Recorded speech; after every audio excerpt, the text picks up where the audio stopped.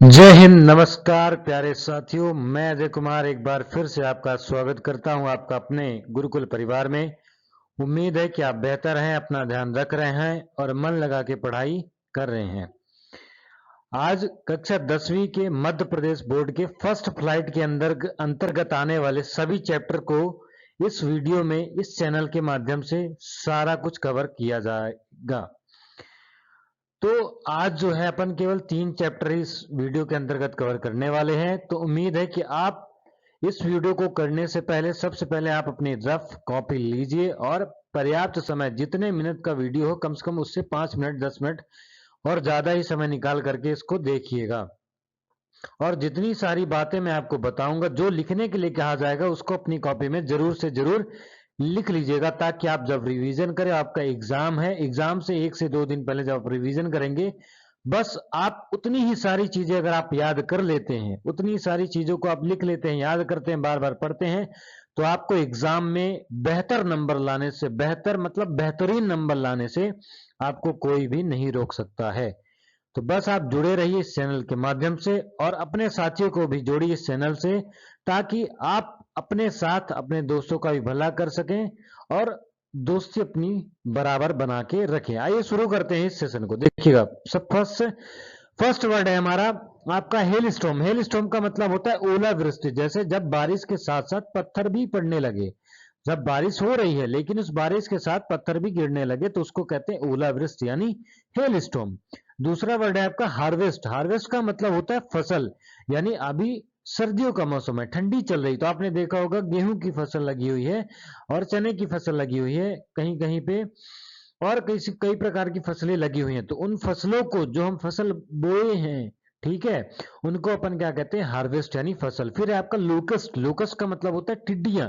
टिड्डे का मतलब एक प्रकार का एक ऐसा जीव जो क्या करता है, आपकी फसल को नुकसान पहुंचाता है। अपने बरसात के समय देखा हो, बहुत सारे टिड्डे, बहुत सारे कीड़े क्या करते हैं, हमारी फसल को नुकसान पहुंचाते हैं। फिर अगला वर्ड है आपका कंसाइंस। कंसाइंस का मतलब होता है अंतरात्मा। अंतरात्मा का मतलब अंतर, यानी अंदर की जो आत्मा है आपकी। जैसे आपने देखा किसी के 100 रुपए गिर गए, तो आपने उसको क्या किया, उसको एक मन किया कि उसको वापस कर देते, उसको बहुत ज्यादा जरूरत है उसके पैसे, ये मेरे पैसे नहीं है, मैं इसको क्यों रखूं अपने पास, ये आपकी अंतरात्मा कह रही है। तो अंतरात्मा आपके संस्कारों पर निर्भर करती है। जिस प्रकार से आपके संस्कार होंगे आपके घर में, आपको जिस प्रकार से चीजें सिखाई गई उस प्रकार से आप बर्ताव करेंगे। फिर आपका एमिएबल का मतलब होता है मिलनसार, यानी फ्रेंडली।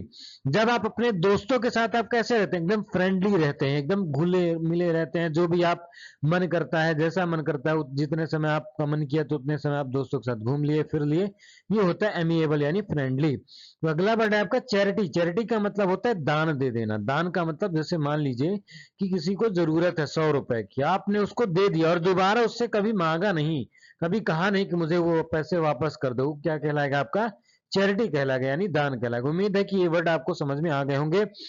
इस वर्ड इनको समझाने में इतनी मेहनत इस वजह से की जा रही, ताकि आप ये वर्ड, आप आंसर राइटिंग जब करेंगे ना क्वेश्चन की, तब आपको ये काम आएंगे। इस वजह से ये वर्ड अपनी कॉपी में बोला था, कॉपी रखिएगा, तो कॉपी में इसको जरूर से जरूर नोट करिएगा। और जितनी बातें कहा जाएगा नोट करने के लिए, उतनी बातों को नोट जरूर कर लीजिएगा। वीडियो को पॉज करिएगा, रोकिएगा थोड़ा सा, और नोट करने के बाद ही आप आगे वीडियो देखिएगा। जरूरी नहीं कि आपने एक बार वीडियो देख लिया आपको समझ में आ गया है। जब आप 1 से 2 बार 3 बार आप इस वीडियो को देखेंगे, तो आप देखेंगे कि आप पहले से दूसरी बार जब देखेंगे तो ज्यादा अच्छे समझ में आएगा। क्योंकि आप पहली बार किसी कार्य को करेंगे तो उतने एक्सपर्ट नहीं होंगे जितना ज्यादा प्रैक्टिस करेंगे। कहते हैं practice makes a man perfect. जितनी ज्यादा प्रैक्टिस करेंगे, वीडियो को देखेंगे और उसके जो भी चीजें बताई गई हैं वो करने के लिए, तो आप वो सारी चीजें मानेंगे, तो आप खुद में आप रिजल्ट देखेंगे कितना बेहतरीन रिजल्ट आया। आइए शुरू करते हैं, आगे देखिएगा।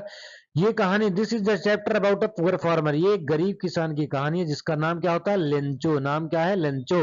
Who live with his family, जो अपने परिवार के साथ रहता है एक छोटे से घर में, नियर अ फील्ड, और एक खेत के पास, अपने खेत के पास ही वह रहता है। हुई डिपेंड्स कंप्लीटली, वह पूरी तरीके से निर्भर रहती है जो उसकी फसल बारिश के ऊपर। जैसे अभी वर्तमान में आपने देखा होगा बोर करा लिए, नहर चल रही, लेकिन पहले ऐसा कुछ नहीं था। पहले जो फसल जो होती थी केवल ईश्वर के भरोसे, ईश्वर ही बारिश के भरोसे हुआ करती थी। बारिश अगर बढ़िया हुई तो फसल अच्छी हुई, नहीं हुई तो नहीं हुई। एक समय क्या हुआ, व्हेन द रेन फाइनली कम, जब बारिश आती है, ही बिकम वेरी हैप्पी, बहुत ज्यादा खुश हो जाता है। बट सडनली, लेकिन अचानक यह हेल स्टॉर्म, बारिश हेल स्टॉर्म में बदल गई। बारिश किस में बदल गई? हेल स्टॉर्म में बदल गई। And destroy all his crop, और पूरी की पूरी फसल उसकी बर्बाद हो जाती है। Lencho and his family are left with nothing to eat, और उनके पास कुछ भी खाने को नहीं बचता है। उनके पास कुछ भी खाने को नहीं बचता है, सारा कुछ, उनकी फसल बर्बाद हो गई है। किसकी वजह से? हेल स्टॉर्म की वजह से। किसकी वजह से? हेल स्टॉर्म की वजह से। लिंचो have strong faith in God, लिंचो को बहुत ज्यादा ईश्वर पे क्या होता है? भरोसा होता है। लिंचो has strong faith, लिंचो has strong faith in God, लिंचो has strong faith in God, he believe, वह भरोसा करते हैं, that God will help him, कि ईश्वर उनकी मदद करेंगे, इन हिज डिफिकल्ट टाइम, इस मुश्किल समय में। So he writes a letter to God, और वह इसी वजह से वो क्या करते हैं? पत्र लिखते हैं गॉड को, ईश्वर को, कि मुझे आस्किंग फॉर 100 पैसे, ताकि मुझे आप 100 पैसे दे दें, टू बाय सीड, और बीज और फूड, यानी बीज और भोजन खरीदने के लिए। The postmaster and other workers at the post office read his letter, postmaster और जो उनके और जो कार्यकर्ता हैं, जो और जो काम करने वाले लोग हैं, उस लेटर को पढ़ते हैं। एंड फील, बुरा लगता है उनको, और पहली बार तो वो खुश होते हैं, बहुत ज्यादा खुश होते हैं कि है ना, कैसे वो ये आदमी है जो यहाँ पे पत्र लिख रहा है, कैसे किसान है जो यहाँ पे पत्र लिख रहा है और हमें पैसे के लिए कह रहा है। लेकिन वो दोबारा क्या करते हैं, वो कहते हैं कि अपन जो इस इंसान जो लेंचो है उसका फेथ अपन नहीं तोड़ेंगे, जो ईश्वर पे वो जो भरोसा कर रहा है उसके फेथ को बचा के रखेंगे। दे डिसाइड, वो निर्णय लेते हैं कि help him by collecting money, कि हम क्या करेंगे, इसकी मदद करेंगे, कलेक्ट करके आपस में पैसे जोड़ेंगे और इसको पैसे देंगे। दे कलेक्ट केवल 70 पैसे, वो केवल 70 पैसों ही कलेक्ट कर पाते हैं। And put it in envelope for Lencho, और क्या करते हैं इसको एक एनवेलप में, ऐसे पत्र में व्यवस्थित करते हैं, ऐसे लिफाफे में देते हैं जैसे कि ईश्वर ने ही इस पत्र को भेजा है, जैसे ईश्वर ने ही पैसे भेजे हैं। When Lencho receive the money, जब लेंचो को पैसे मिलते हैं, ही बिकम एंग्री, और वह क्या होता है? बहुत ज्यादा गुस्सा हो जाता है।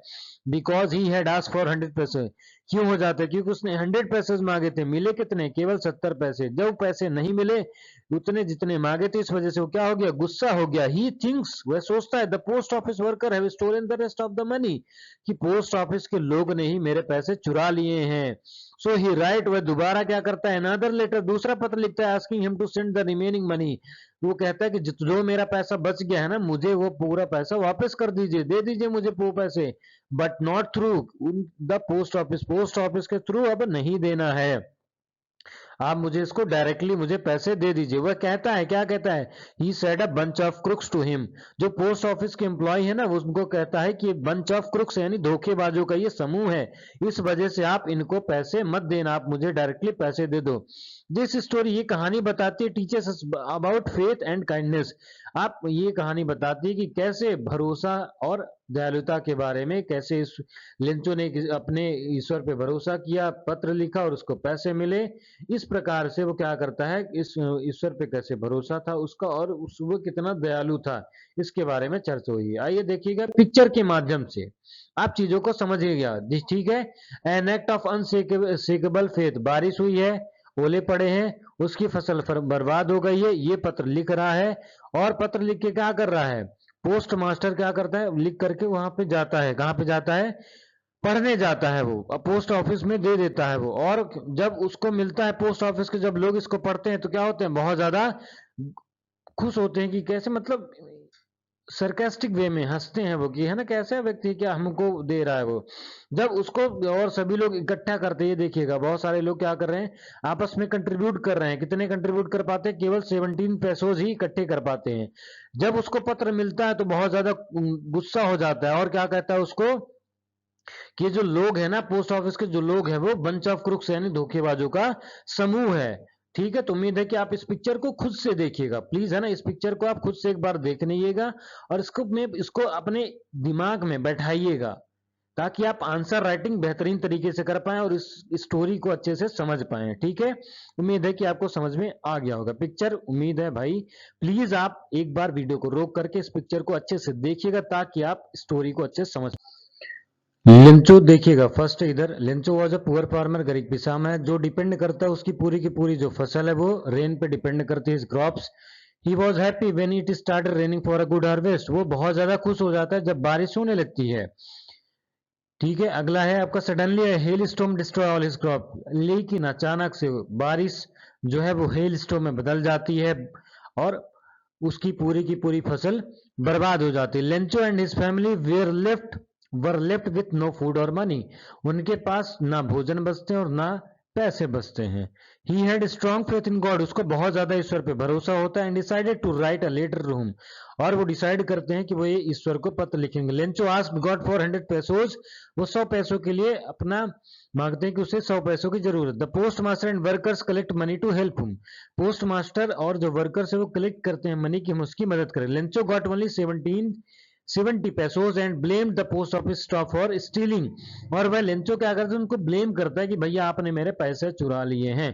ठीक है, उम्मीद है कि आप ये पॉइंट लिख लीजिएगा अपनी कॉपी में और याद करिएगा। ठीक है, अब इसके इंपॉर्टेंट क्वेश्चन कर लेते हैं। इंपॉर्टेंट क्वेश्चन में देखिएगा, how did the postmaster collect the money to send to Lencho, वो कैसे मदद करते हैं। The postmaster collect money by asking his colleagues to contribute, postmaster अपने कलीग से कहता है कि भैया इसके जो भरोसा है गॉड पे, इसको कम नहीं होने देना है, इसके भरोसे को बरकरार रखने के लिए आपस में हम लोग कंट्रीब्यूट करते हैं। ही also gave a part of his own salary, वो अपनी सैलरी से भी कुछ पैसे देते हैं।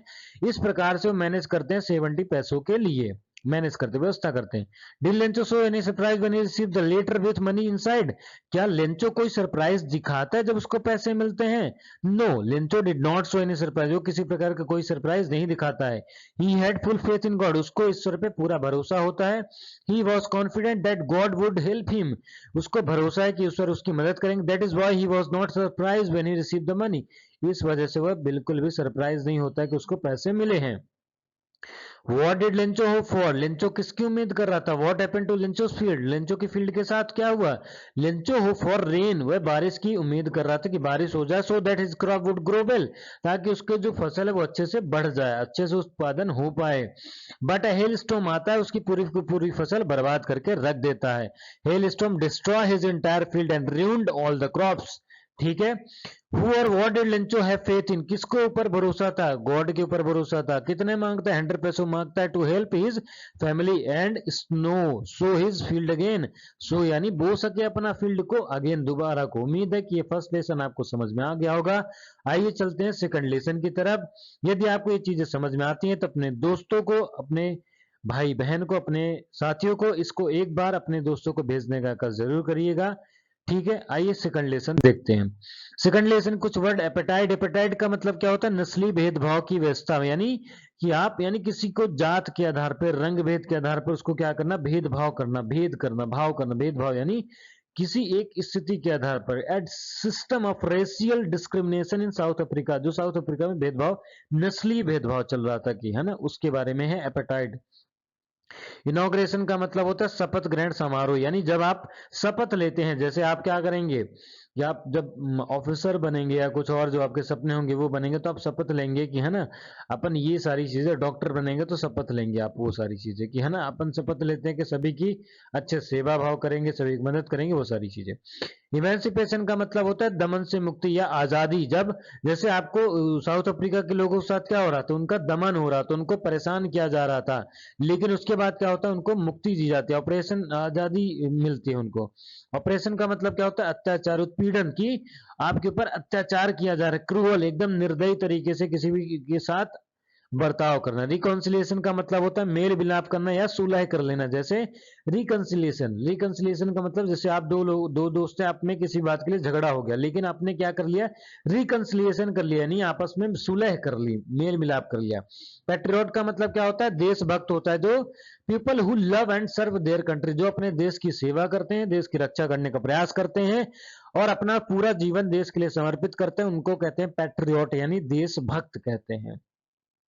अगला वर्ड है आपका इनइक्वालिटी, इनइक्वालिटी का मतलब क्या, तो लैक ऑफ इक्वालिटी और फेयरनेस, यानी असमानता, यानी दो चीजों जैसे छोटे बड़े है ना, ये क्या है, असमान है। जैसे आपके घर में दो भाई हैं, तो आपके पिता आपके ऊपर ज्यादा ध्यान दे रहे हैं कम, और छोटे के ऊपर कम या बड़े के ऊपर ज्यादा, तो क्या करें, असमान है, मतलब भेदभाव कर रहे हैं, असमानता है, चीजें बराबर नहीं है। सेक्रीफाइस का मतलब होता है बलिदान करना, यानी giving up something for a noble cause, यानी जब कोई व्यक्ति या कोई अपने जीवन को एक यथार्थ के लिए, बहुत ही बेहतरीन नोबल कार्य के लिए अपना जीवन को बलिदान दे देता, अपने जीवन को समर्पित कर देता है, उसको अपन नोबल बलिदान, सेक्रीफाइस कहते हैं। आइए देखते हैं इसको। दिस चैप्टर, ये चैप्टर लिया गया नेल्सन मंडेला की बायोग्राफी, जो लॉन्ग वॉक टू फ्रीडम उनकी ऑटोबायोग्राफी का नाम है। ऑटोबायोग्राफी मतलब, ऑटो का मतलब होता है खुद से, बायोग्राफी यानी जीवनी, जो खुद से अपनी जीवनी, खुद से अपनी कहानी को लिखते हैं उसको कहते हैं ऑटोबायोग्राफी। उनकी किताब का नाम क्या था है, लॉन्ग वॉक टू फ्रीडम।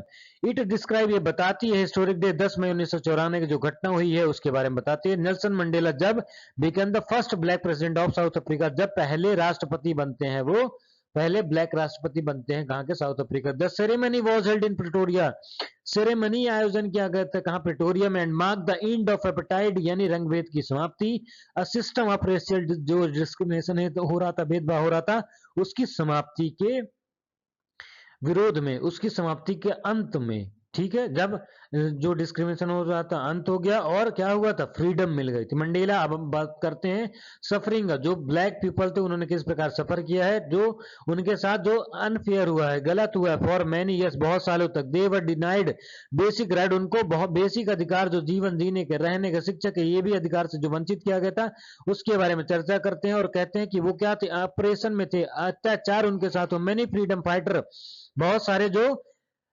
संघर्ष कर रहे थे, जो आजादी के लिए लड़ाई कर रहे थे, सेक्रीफाइड their life so that future generation could live with dignity and equality, और उन्होंने अपने जीवन को त्याग दिया था, अपने जीवन को क्या कर दिया था, समर्पित कर दिया था उनके लिए, जो कि आने वाली पीढ़ियों के लिए, ताकि अपना जो जीवन है सम्मान से और क्या करें, समान तरीके से व्यतीत कर सके, जहां पे सभी को बराबर अधिकार। मंडेला बात करते हैं, true freedom means not only freedom for operation, सच्ची फ्रीडम का मतलब ये नहीं कि आपके ऊपर अत्याचार नहीं हो रहा, but also freedom to respect, हमको दूसरे का सम्मान भी करना है, ये एक सच्ची फ्रीडम है।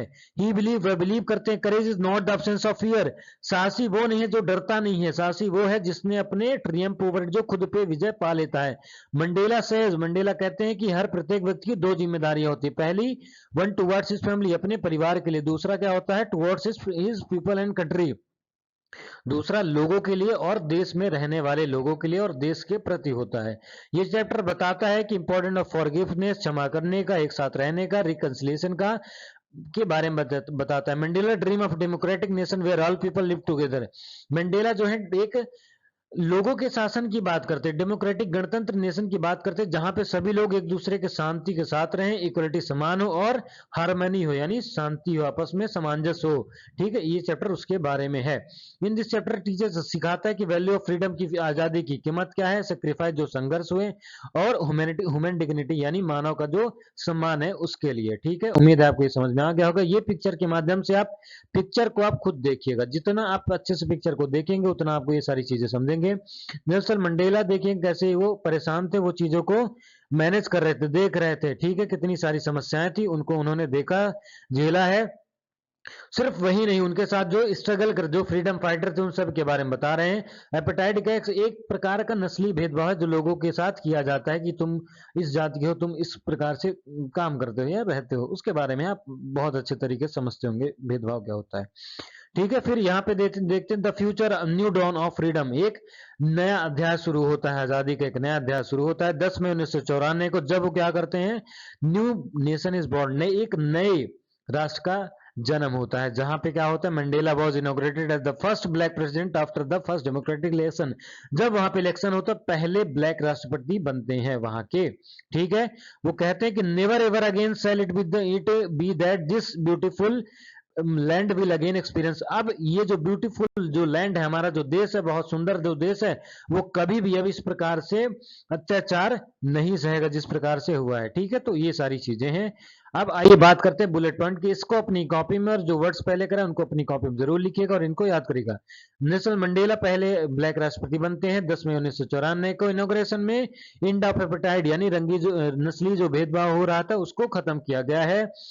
Black people suffer for many year due to oppression inequality, उनको बहुत लंबे सालों तक ऑपरेशन, अत्याचार, उनके साथ असमानता का भेदभाव हुआ है उनके साथ। मैनी फ्रीडम फाइटर क्या करते हैं, मेड ग्रेट सेक्रीफाइड, अपने पूरे जीवन को समर्पित कर देते हैं फॉर द नेशन फ्रीडम, अपने देश को आजाद करने के लिए। मंडेला बिलीव करते हैं that freedom is incomplete, freedom अपूर्ण है, फ्रीडम पूरा नहीं है विदाउट रिस्पेक्ट फॉर अदर। जब तक हम दूसरे का सम्मान नहीं करते हैं तब तक हमारा जो फ्रीडम है वो क्या है, वो इनकम्प्लीट है। He said that courage means conquering fear. Courage का मतलब ये होता है कि अपने जो साहस, अपने जो डर पे है उसको जीतना है, not the absence of fear, कि आप किसी से नहीं डरते हैं, ये साहस नहीं है। साहस ये है कि आप क्या करते हैं कि अपने ऊपर जीत पा लेते हैं, अपने ऊपर काम कर लेते हैं। मंडेला एम्फेसाइज करते हैं कि forgiveness and reconciliation between all races, कि हमें सभी जातियों के बीच क्या करना है, क्षमा का भाव रखना है, सबको माफ कर देना है, और रिकंसिलिएशन खुद के समझना है, उनको रिकंसिलिएट करना है। ये चैप्टर सिखाता है कि वैल्यू ऑफ फ्रीडम, आजादी की कीमत, इक्वलिटी समानता एंड ह्यूमन डिग्निटी, मानव का जो सम्मान है उसके बारे में। ठीक है, तो उम्मीद है आपको समझ में आ गया होगा। क्वेश्चन देख लेते हैं। मंडेला का व्यू क्या है करेज और फियर के लिए। मंडेला कहते हैं करेज का मतलब ये नहीं कि आप किसी से नहीं डरते हैं, करेज का मतलब ये है कि आप अपने ऊपर जीत पा लेते हैं। True courage is the ability to face challenges. सच्चा साहसी वो है जो सभी चैलेंजेस को क्या करता है, स्वीकारता है, और उससे डरता नहीं है। वो डिस्पाइट फियर, वो फियर से डरता नहीं है। What was special about the inauguration ceremony. Inauguration ceremony में अलग क्या हुआ था, अलग ये होता कि अपेटाइट, जो रंग भेदभाव हो रहा था उसको खत्म किया गया था, एंड द डेमोक्रेटिक गवर्नमेंट, और एक गणतंत्री यानी लोगों का शासन वाली सरकार को वहां पे स्टैब्लिश हुई थी। Leaders from all over the world attend, सभी पूरे पूरे संसार के, पूरे विश्व के लोग भी वहां पे, राजनेता भी आए हुए थे। दो जिम्मेदारियां क्या है कि पहली उसकी जिम्मेदारी है कि अपने परिवार का ध्यान दे, दूसरी जिम्मेदारी है कि अपने लोगों का और देश के लोगों का वो सम्मान करे, उनके ऊपर ध्यान दे। मंडेला क्या बात करते हैं ऑपरेसर एंड ऑपरेस्ड के बारे में। वो कहते हैं oppressor is a prisoner of Fetter with while the oppressed is prisoner of operation. ये थोड़ा समझ लीजिएगा। What was apatite. एपेटाइट का मतलब क्या होता है कि जो एक प्रकार का नस्ली भेदभाव होता है जो साउथ अफ्रीका में हो रहा था ब्लैक लोगों के साथ, ब्लैक पीपल के साथ, जिनको बेसिक राइट, जो जीवन जीने के जो मूलभूत अधिकार हैं उनके साथ, उनको भी नहीं दिया गया था। ट्रीटेड अनफेयरली, अनुचित हो रहा था उनके साथ, किसके द्वारा, व्हाइट रूलर्स के द्वारा। ठीक है, उम्मीद है आपको ये समझ में आ गया होगा। थर्ड लेसन की तरफ बात करते हैं। सीगल का मतलब क्या होता है, सीगल एक समुद्री पक्षी होता है। ठीक है, प्लंज का मतलब क्या होता है, to fall suddenly and quickly, अचानक से गिर जाना, झपटना। स्टारवेशन का मतलब होता है भूखमरी, यानी भूख से मरी वो। आप यदि आप खाने से मृत्यु हो जा रही है, यदि आपके पास खाने नहीं है, खाने के लिए नहीं है, उसकी वजह से आपकी मृत्यु हो जा रही है, तो उसको कहते हैं स्टारवेशन। फियर का मतलब होता है डर या भय। कन्फाइंड, कन्फाइडेंस का मतलब क्या होता है, आत्मविश्वास, कॉन्फिडेंस, सॉरी, कॉन्फिडेंस का मतलब क्या होता है, आत्मविश्वास, यानी खुद पे आत्म, यानी आत्मविश्वास यानी आत्मा पे विश्वास करना, खुद पे भरोसा करना।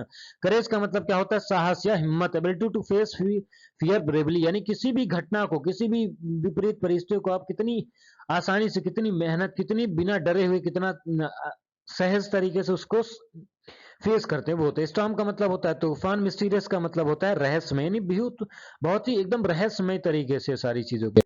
उम्मीद है कि आपको ये सारी चीजें समझ में आ रही होंगी। तो ये कहानी समझ में आ गई। इस फोटो को आपको खुद ही देख के प्रयास करना है कि इस फोटो में क्या कैसी चीजें हैं। यहाँ पे देखेंगे कि बैठा हुआ है, बिल्कुल प्रयास नहीं कर रहा है, पैरालाइज, डरता है उड़ने से।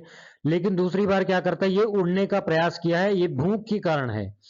वैसे भी आपका जैसे जीवन है ना, जब तक आपको समझाए, सब आप लोग हनुमान जी बन चुके हैं, जब तक आपको आपकी शक्ति याद नहीं दिलाई जाएंगी तब तक आप ऐसे एकदम चुपचाप रहेंगे, कुछ काम नहीं करेंगे। आपको समझना ये है कि आप जितना चाहे उतना, जो चाहे वो पा सकते हैं, बस आपको क्या करना है, प्रयास करना है, वो मेहनत करनी है अपने खुद के लिए, अपने एग्जाम के लिए। जितना हो सकता है उतनी मेहनत करिए आप, फिर देखिए आप कैसे किसी भी लक्ष्य को नहीं प्राप्त करते हैं। फिर क्या होता है, जब वो भोजन कर लेता है, वो सीख जाता है उड़ना। ये सारी चीजें हैं। यहाँ पे आप देखेंगे पायलट क्या होता है, उड़ता है, फिर उसको अंधेरा, सॉरी, ब्लैक क्लाउड में फंस जाता है। उसके बाद उसके इंस्ट्रूमेंट काम करना बंद कर देते हैं। एक ब्लैक एरोप्लेन आता है, उसकी मदद करता है, और वह सेफ लैंडिंग हो जाती है। यहाँ पे देखेंगे ये चैप्टर फर्स्ट फ्लाइट और ब्लैक एरोप्लेन के बारे में, जिसमें क्या होता है, यंग सीगर डरता है उड़ने से due to fear of failing, कि वह डर जाता है, डर जाएगा, गिर जाएगा। फॉलिंग, जैसे आप भी डर रहे हैं कि आप क्या हो जाएंगे, एग्जाम फेल हो जाएंगे, डर रहे हैं कि कैसे आपका रिजल्ट बेहतर होगा, कैसे आप अच्छे से पास हो पाएंगे, उस प्रकार से वो भी डरता है। He become weak because of hunger and fear. वो क्या हुआ था, फियर, डर, डर से और भूख से बहुत ज्यादा कमजोर हो चुका था। हिज मदर टेम्प्ट करती है विद फूड से ललचाती है, forcing him to jump and fly, मजबूर करती है कि वो उड़े और कूदे, वहां से जंप करे, प्रयास करे। द सीगल गेन्स कॉन्फिडेंस, और उसको कॉन्फिडेंस मिलता है और साहस मिलता है इस फर्स्ट फ्लाइट से, और उसके बाद उड़ना सीख जाता है। The second story about a pilot flight at night, जब रात में अपनी फ्लाइट को लेते हैं, वहां पे स्टोमी, यानी जो वेदर है, तूफानी जो वेदर है, मौसम है, उसमें अपने प्लेन को इंटर करा देते हैं। His plane's instrument to stop working in the clouds, उसका जो प्लेन है वो काम करना बिल्कुल बंद कर देता है। मिस्टीरियस ब्लैक एरोप्लेन आता है, उसकी मदद करता है सेफली टू द रनवे के लिए, एकदम रनवे पे अच्छे से वो बैठ जाए। ठीक है, तो ये उम्मीद है कि आपको समझ में आ गया होगा। आंसर देख लीजिए, question answer, how the pilot was saved in black aeroplane. तो एक pilot lost in the storm when his instrument failed, the pilot loss control खो देता है किसमें, स्टॉर्म में, व्हेन हिज इंस्ट्रूमेंट, और उसके इंस्ट्रूमेंट फेल हो जाते हैं। एक मिस्टीरियस ब्लैक एरोप्लेन आता है, उसकी मदद कर देता है सेफली लैंड करने में। How did hunger force the young seagull to fly, seagull was very hungry and weak, बहुत ज्यादा भूखा था और कमजोर हो चुका था। When his mother offered food, mother क्या करती है, ऑफर करती है उसको फूड को, ही जंप टुवर्ड्स, और भोजन की तरफ छलांग मारता है। अनोइंगली फ्लू, और बिना उसको पता नहीं क्यों है उड़ना सीख गया। What message first flight gives to, first flight हमें क्या मैसेज देता है, फर्स्ट फ्लाइट हमें मैसेज देता है कि we can be overcome with courage and confidence, हम किसी भी लक्ष्य को अपने साहस के साथ, अपने आत्मविश्वास के साथ प्राप्त कर सकते हैं, ओवरकम कर सकते हैं, जीत पा सकते हैं। The young seagull succeed only when he dares to try, वह तभी सक्सेसफुल हुआ जब उसने प्रयास किया है। Why was the young seagull initially afraid to fly, what was his family reaction to his fear, वह यंग इनिशियली फ्रेड क्यों डर रहा था, क्योंकि उसके ऊपर भरोसा नहीं था खुद के ऊपर, उसके विंग्स के ऊपर, वुड नॉट सपोर्ट हिम, डर रहा था वो। और हिज पेरेंट और ब्रदर उसके कार्य करते, ट्राई टू इनकरेज करते कि भैया तुम प्रयास करो, डरो नहीं, प्रयास करो। ही डिड नॉट फ्लाई, उसको डांटते थे और लेफ्ट हिम अलोन, कहते थे कि तुमको अकेला यहीं पे छोड़ के चले जाएंगे। इस वजह से वो क्या करता है, प्रयास करता है कि भैया अब अपन क्या करेंगे, उड़ने का प्रयास करेंगे। रिस्क क्या है, वो क्या कैसे रिस्क के बारे में है। What risk did the pilot of the cotter airplane take, कौन से रिस्क उन्होंने लिया था। रिस्क ये लिया था कि स्टॉर्मी क्लाउड्स में उन्होंने, खराब मौसम था उसमें, वहां पे उन्होंने इंटर करा दिया था।